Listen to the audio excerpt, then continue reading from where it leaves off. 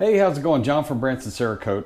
I've gotten a few questions lately about, what do I do before I get to the point that I'm doing most of these videos where I'm here in the booth, all the prep's done, and we're ready to spray usually a second coat and put stencils on and things like that. So I'm just going to do a quick, tips and tricks video that shows, or just at least walks you through the steps that we take prior to getting to the point where we're doing most of these videos. And the reason why I've skipped a lot of these steps up till now is that we're just trying to keep the videos as short as possible so that they don't get really tedious and drawn out, showing the same thing over and over and over again. So this will give us a video that we can kind of direct people back to if they have these types of questions. So I'm going to take the camera off the tripod and kind of go POV on it, and we'll just kind of walk you through what we do when we're just getting things ready for spraying. So be right back.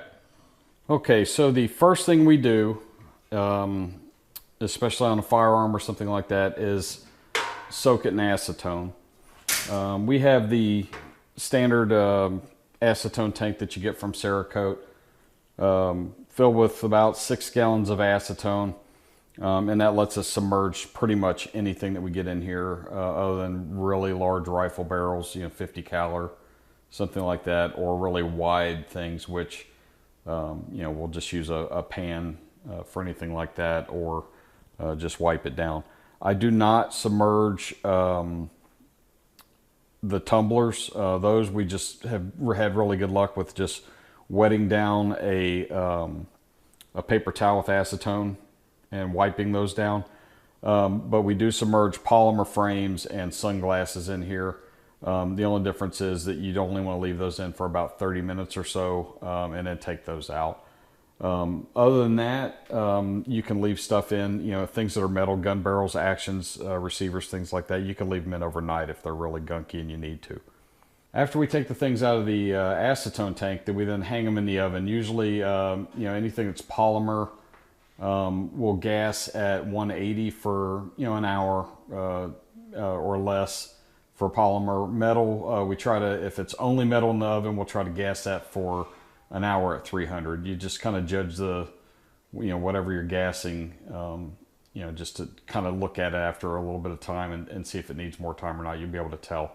One thing I forgot to say, I always wire everything and get it ready for the final, the final step, which is the spraying, before I put it in the acetone. So anything needs to be wired up or put on magnets or anything like that, I go ahead and do that before I put it in the acetone tank. So it goes in the oven, gets gassed out in there, and no matter how many times that takes, then if it takes 5 or 6 times to get it right, then that's what you do. You just got to keep doing it till you get all that gunk out of your surface. So the next step after that is then to just hang it on a rack and let it cool.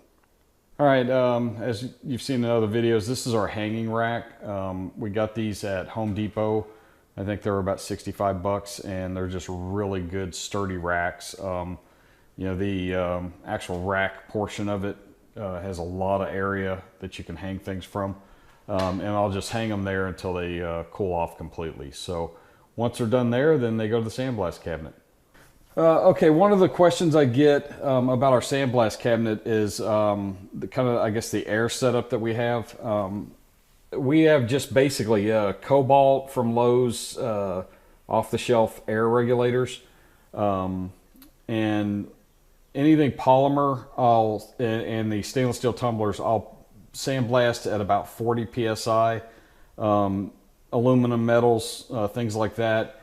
It just depends. They'll go anywhere from 60 to 90 psi, just depending on how hard the metal is and what needs to be done from there.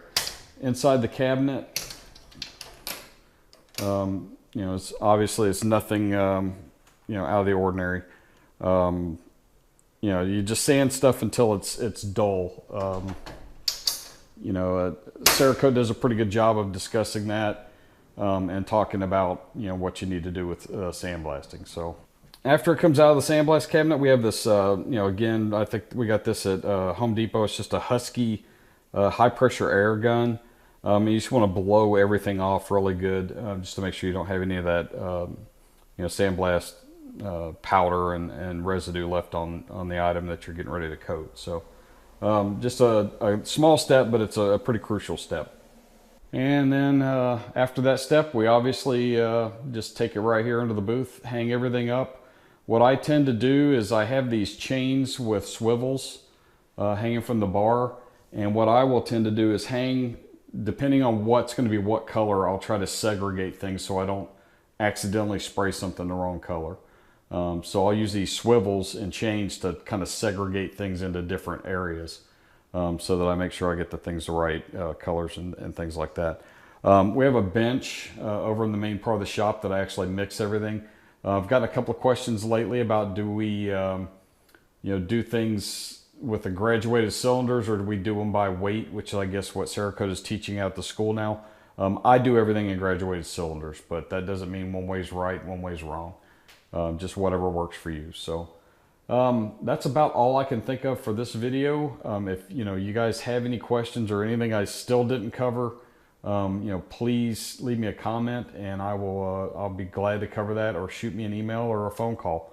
I talk to people almost every day now, it seems like, and I absolutely do not mind doing that.